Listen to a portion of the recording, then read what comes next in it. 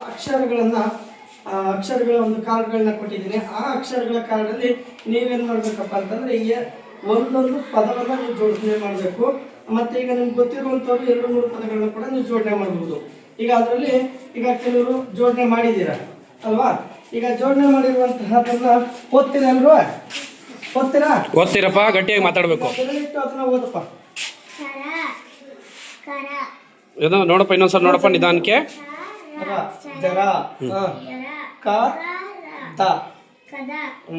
Okay, ನೀನು next ನೀನು ತಟ. Good. ರೀ. Very good. ಏನು ಹೆದರ್ಕೋಬಾರ್ದು, ಹೇಳ್ಬೇಕು. ಶರ.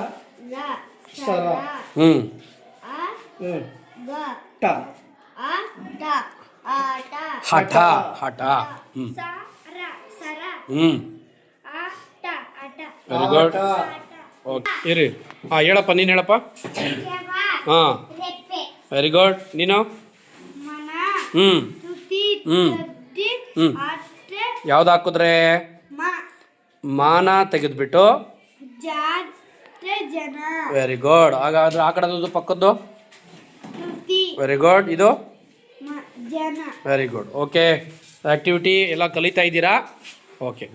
ಆಟ ಕಬಡ್ಡಿ ಆಟ, ಆಡುವ ಚೆಂದ ಕಬಡ್ಡಿ ಆಟ, ಗೆರೆ ದಾಟು ಆಡುವ ಆಟ ಕಬಡ್ಡಿ ಆಟ, ಕಬಡ್ಡಿ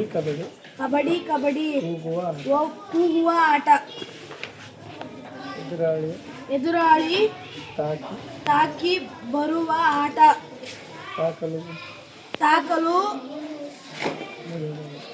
ಬಂದಿರುವ ಹಿಡಿದಿರುವ ಆಟ ಕಬಡ್ಡಿ ಆಟ, ಆಡುವ ಚೆಂದ ಕಬಡ್ಡಿ ಆಟ. ನರಿ ಎಂದಿನಂತೆ ಸಂಜೆ ತನ್ನ ಗುಹೆಯ ಬಳಿಗೆ ಬಂದಿತು. ಗುಹೆಯ ಹತ್ತಿರ ಒಳಹೊಕ್ಕ ಹುಲಿಯ ಹೆಜ್ಜೆ ಗುರುತು ನೋಡಿತು. ಆದರೆ ನರಿಗೆ ಹುಲಿ ಹೊರಬಂದ ಹೆಜ್ಜೆ ಗುರುತು ಕಾಣಲಿಲ್ಲ. ಗುಹೆಯ ಒಳಗೆ ಹುಲಿ ಇದೆಯೇ ಎಂದು ತಿಳಿಯಲು ಒಂದು ಉಪಾಯ ಮೂಡಿತು. ಓ ಗುಹೆರಾಜನೇ, ಒಳಗೆ ಬರಬಹುದೇ ಎಂದು ಕೂಗಿತು. ಬೇಟೆಯಾಡಲು ಆಗಾದ ವಯಸ್ಸಾದ ಹುಲಿಯೊಂದು ಗುಹೆ ಒಳಗೆ ಇತ್ತು. ಅದು ಬರಬಹುದು ಎಂದಿತು. ಆ ಮಾತನ್ನು ಕೇಳಿದ ನರಿಗೆ ಗುಹೆ ಒಳಗೆ ಹುಲಿ ಇರುವುದು ಖಚಿತವಾಗಿತ್ತು. ಕೂಡಲೇ ಕಾಲಿಗೆ ಬುದ್ಧಿ ಹೇಳಿತು.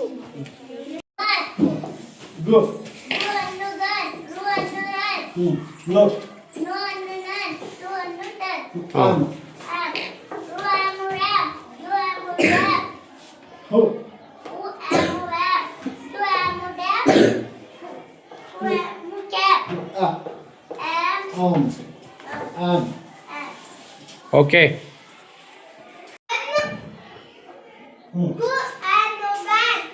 ಅನ್ನ ಯಾನ ಅಂತ ಹಾಕ್ಬಿಡ್ತೀಯಮ್ಮ. ಅನ್ನ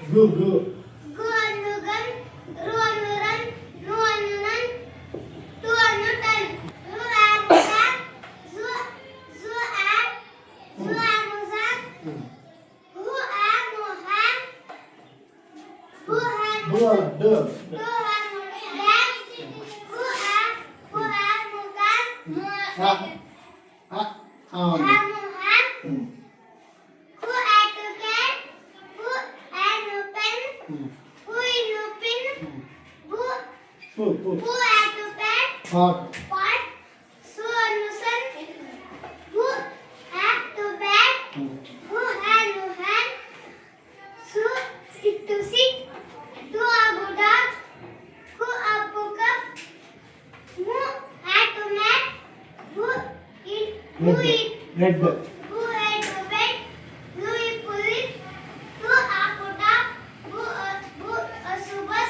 Okay. The fat king and she dog and his dog. Can you tell the story of how the first fast fat king and the fat queen and tree then dog become a Thin king a thin queen and they fat dog.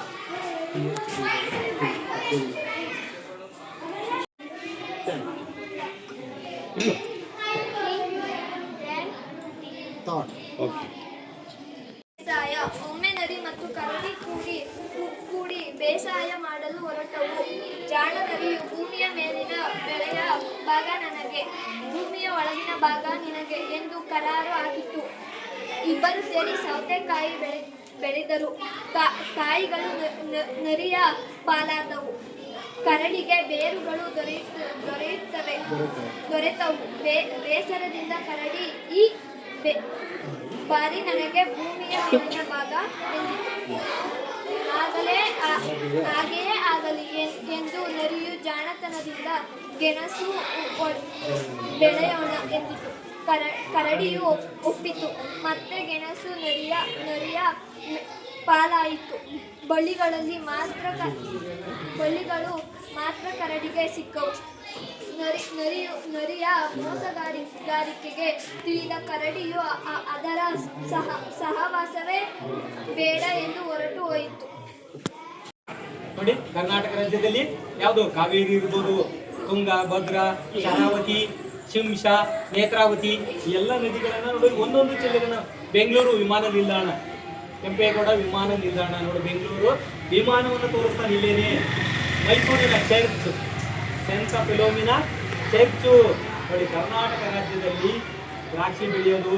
Next ಇದೇನು, ಕಡಲೆಕಾಯಿ, ಶೇಂಗಾ ಕಡಲೆ ಬೆಳೆಯತಕ್ಕಂಥದ್ದು, ಚಿತ್ರ ಸಂಕೇತಗಳನ್ನ ನೋಡ್ತಕ್ಕಂಥದ್ದು ನಾವು ನೋಡಿದ್ವಿ, ಸುಲಭವಾಗಿ ಅರ್ಥವಾಗ್ತದೆ. ಅದ್ರ ಪಕ್ಕದಲ್ಲಿ ಬೆಳೆ ಬೆಳೆಯೋದನ್ನು ಕೂಡ ನೋಡಿ ಕೊಟ್ಟವನೇ. ನೋಡಿ, ಹಿಂದಿನ ಕಾಲದಲ್ಲಿ ನಾವು ಮಳೆ ಆಧಾರಿತದಲ್ಲಿ ಬೆಳೆಯನ್ನು ಬೆಳೀತಾ ಇದ್ದು, ಬೆಳೆ ಸರಿಯಾಗಿ ಬರ್ತಾ ಇರಲಿಲ್ಲ, ಬರಗಾಲ ಆಗೋದು. ಇತ್ತೀಚೆಗೆ ನೋಡಿ ಹನಿ ನೀರಾವರಿ ಪದ್ಧತಿ ಕಾಣ್ತಾ ಇದೆ ನೋಡಿ.